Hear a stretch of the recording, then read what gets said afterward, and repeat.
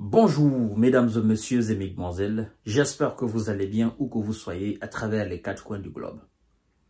Nous sommes à Goma, oui, la ville qui fait parler d'elle ces derniers jours. La ville de plus d'1 million d'habitants, où il y a eu des combats terribles, où on vous parle de près de 4000 personnes envoyées au repos définitif.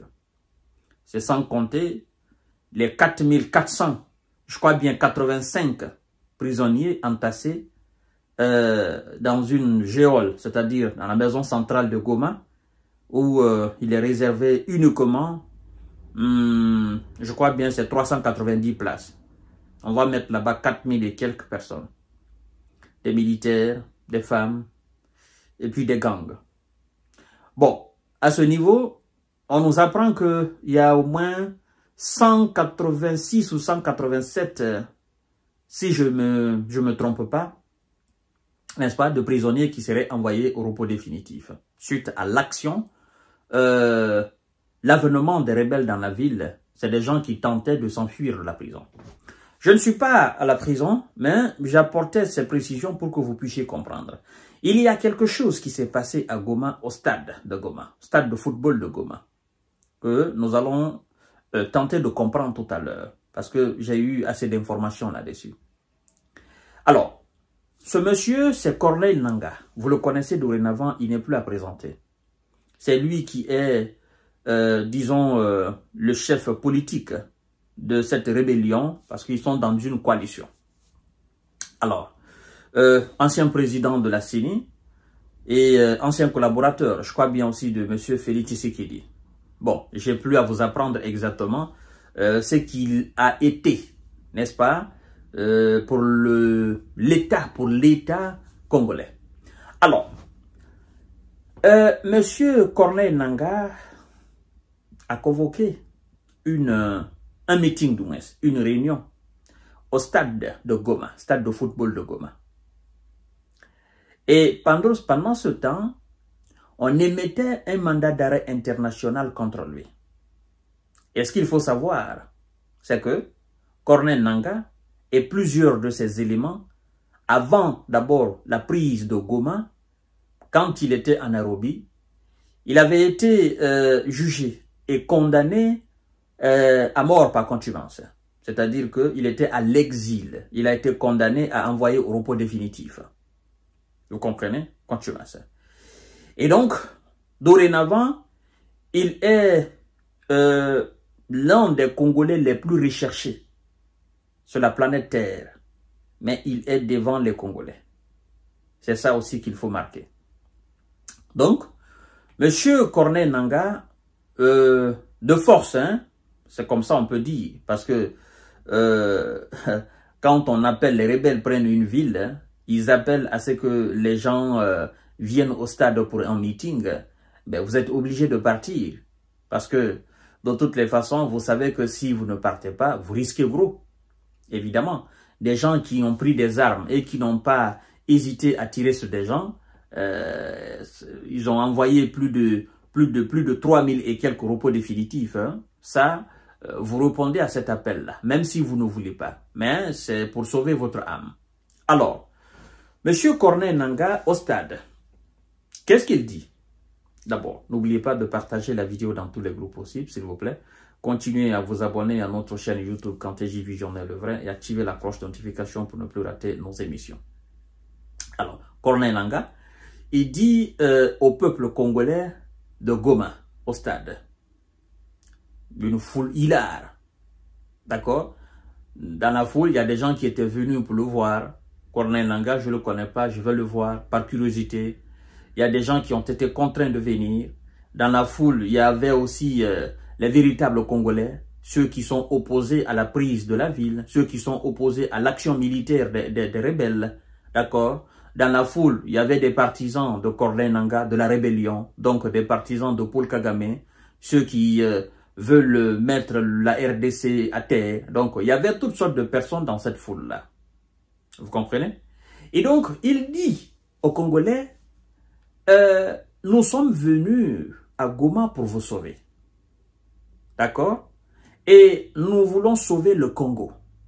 Nous sommes venus à Goma pour vous libérer.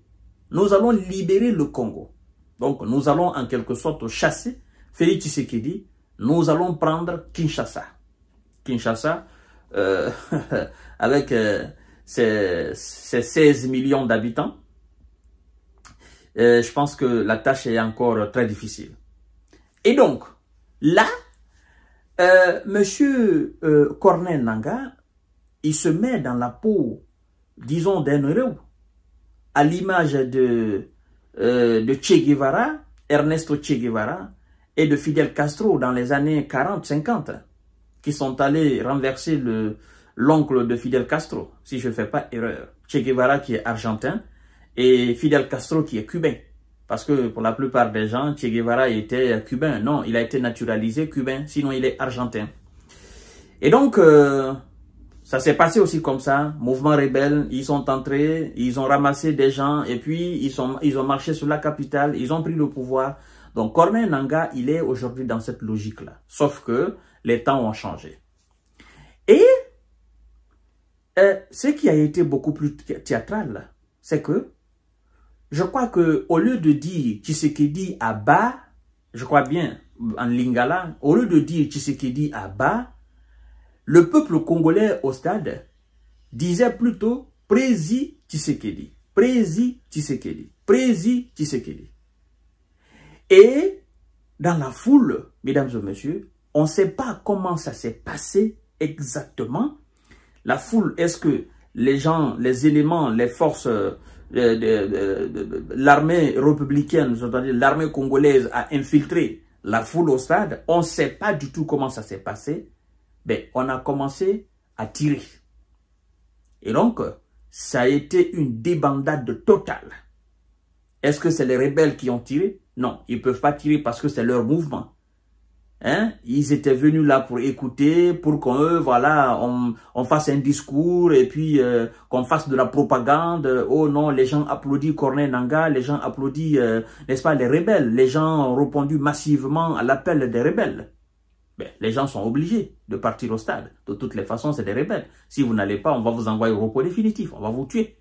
C'est ça la réalité. Mais ça a commencé à tirer. Et les gens ont commencé à courir dans tous les sens, dans toutes les directions. Lui-même, Corneille Nangaa, et les officiels, voilà, disons comme ça, de la rébellion, voilà, les nouveaux gouverneurs, les nouveaux administrateurs qu'il avait même nommés pour administrer la ville de Goma, parce que c'est comme ça, je peux dire, il a nommé un maire de la ville, il a nommé un nouveau gouverneur. Donc, il va comme ça de nomination en nomination. Ben, et lui, et la foule qui était là, ben, chacun se cherchait. Chacun a sauvé sa tête hier. Donc, ça a couru dans tous les sens. Et puis, je crois que le peuple lui a complètement montré qu'il était opposé à l'action de la rébellion.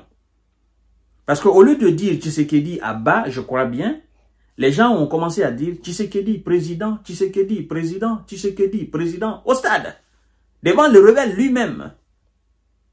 Et donc, ça témoigne encore, effectivement, du patriotisme, n'est-ce pas, de cette bonne partie du peuple. Parce que tout n'est pas peuple. Le peuple, c'est la partie saine d'une nation. Vous comprenez? Et donc, je crois que Corneille Nangaa, il va beaucoup réfléchir à l'action qui s'est passée au stade. Je ne sais même pas si lui-même il a envie aujourd'hui ou pas. Parce que, voilà, je ne peux pas vous dire exactement qui est-ce qui a tiré. Ou quels sont ceux qui sont mis à tirer. Mais quoi qu'on dise, encore il y a quelques éléments. N'est-ce pas? Même s'ils se sont rendus, mais il y a quelques éléments quand même des forces, n'est-ce pas, de l'armée congolaise. Donc, mesdames et messieurs et mesdemoiselles, voilà, la situation à Goma est une situation catastrophique. Parce que il n'y a pas de vol qui descend là-bas. Il n'y a rien qui bouge. Vous comprenez? Donc Goma est complètement coupé de l'administration centrale. Donc eux qui sont venus prendre la ville, et ils n'ont pas les moyens pour faire fonctionner la ville. Parce que la ville doit fonctionner. Administrativement, étatiquement, la ville doit fonctionner. Donc la ville est aujourd'hui, en fait, tout est stagné dans la ville de Goma. Il faut payer les fonctionnaires qui sont dans la ville. Là. Évidemment, eux, ils sont des rebelles. Même s'ils ont l'argent, mais ils ne peuvent pas payer continuellement ça. C'est le responsable. Et s'ils veulent gouverner avec la terreur, mais ça ne peut pas aussi marcher. Parce que, quand même, vous savez que c'est des centaines de milliers qui travaillaient, des administrateurs. L'hôpital, la prison, la mairie, et tout ce que vous connaissez, n'est-ce pas, d'administrateurs dans une grande ville de plus d'1 million d'habitants. Ouais. Et donc, eux, ils ne peuvent pas assumer tout ça. Ils n'ont pas les qualités nécessaires pour ça. Il y a des avocats, il y a la justice, il y a la maison d'arrêt, tout ça. Ils n'ont pas les compétences requises pour faire fonctionner la ville. Et donc, ça va seulement péter. Ça va péter. Obligé, ça va péter. Donc, c'est une situation catastrophique. C'est une situation désastreuse. Et le gars se rend compte, évidemment, qu'il ne peut pas gérer la situation. C'est là la réalité, mesdames et messieurs. Donc, je vous reviens tout à l'heure pour notre série d'informations décortiquage. Voilà donc ce qui s'est passé au lieu de meeting de monsieur...